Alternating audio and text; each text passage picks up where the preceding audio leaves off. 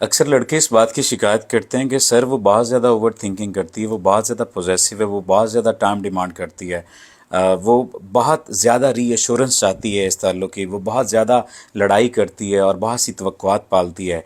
वो ऐसा महसूस करवाती है कि जैसे मैं उसका कैदी होकर रह गया हूँ।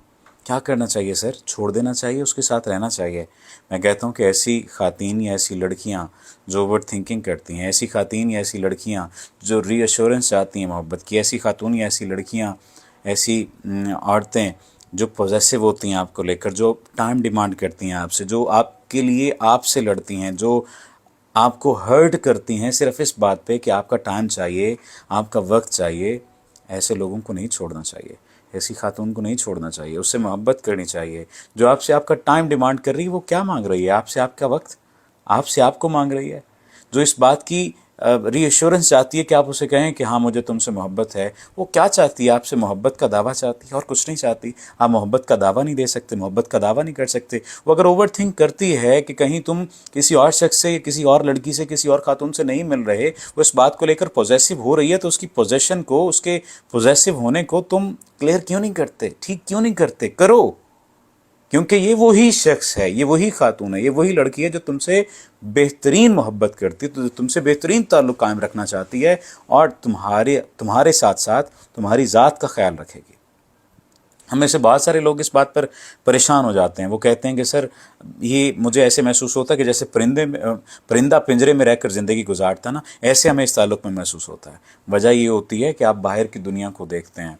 उम्र गुजारने के लिए, ज़िंदगी गुजारने के लिए एक शख्स काफ़ी होता है, एक मोहब्बत काफ़ी है, बाकी उम्र इजाफी है। अगर कोई तुमको लेकर ओवर थिंकिंग कर रही है, अगर कोई तुमको लेकर पॉजेसिव हो रही है, अगर कोई तुमको लेकर रीअश्योरेंस चाहती है, अगर कोई तुमको लेकर लड़ती है तुम्हारी ही मोहब्बत, तुम्हारे ही वक्त के लिए, तो उसे जाने नहीं देना, उसके साथ रहना, उससे मोहब्बत करना, उसका ख्याल रखना, उसे आहिस्ता आहिस्ता समझाना, उसे एकदम नहीं समझा देना और उसके लिए अफलातून नहीं बन जाना।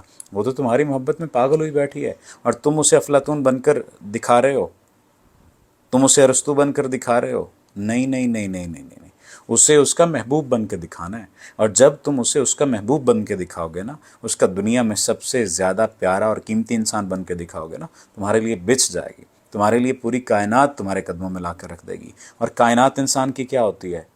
उसका ख्याल, उसकी केयर, उसकी मोहब्बत, उसका एहसास, उसकी कदर। और इसके अलावा क्या है? मैं अक्सर कहता हूँ कि घर में आपके हेलीपैड बना हुआ हो और हेलीकॉप्टर खड़े हों और कमरे के अंदर आपकी लड़ाई हो रही हो, बेगम से ना बनती हो, घर वालों से ना बनती हो, उस हेलीकॉप्टर और हेलीपैड को आग लगा देनी चाहिए अगर आपका पार्टनर आपका ख्याल नहीं करता तो। मैं अक्सर व बेशतर ऐसे लोगों को, ऐसी फैमिलीज़ को जानता हूँ कि बीवी अलग मसरूफ़ है, मियाँ अलग मसरूफ़ है, औलाद अलग मसरूफ़ है, एक दूसरे के पास टाइम नहीं है बैठ कर तसल्ली से गुजारने का। और मियाँ रोता हुआ आता है कि सर बीवी मसरूफ़ है अपने कामों में, अपने नाम में, अपने मामलात में, और अब वक्त नहीं मिलता उसे। बीवी आती, सर शौहर मसरूफ़ है, क्या करें? और उन्हें फिर जब कुछ चीज़ें बताता हूँ, मामलात मसाइल ठीक होते हैं, तो वो कहते हैं सर ज़िंदगी तो ये है, जो हम गुजार रहे थे वो तो बस ऐसे ही महसूस होता था जैसे बर्फ़ के फट्टे पे बैठे बर्फ़ बेच रहे हैं और कोई ग्राहक नहीं आ रहा और बर्फ़ पिघलती चली जा रही है। उम्मीद है आप मेरी बात को समझेंगे। अपना ख्याल रखिए और उस शख्स का भी ख्याल रखिए जो आपको लेकर पॉजेसिव है।